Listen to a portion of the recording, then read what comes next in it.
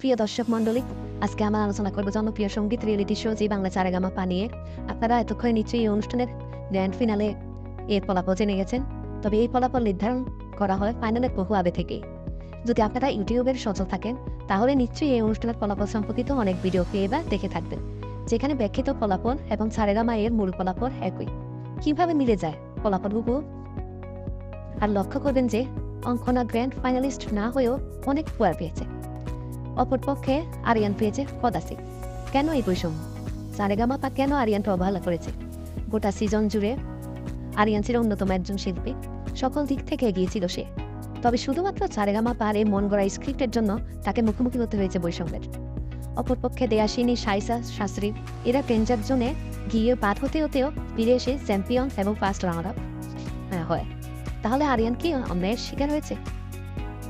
ও শুধু উপজাতি বলে কি এই বৈষম্য? বিচার করুন আপনারাই। ধন্যবাদ।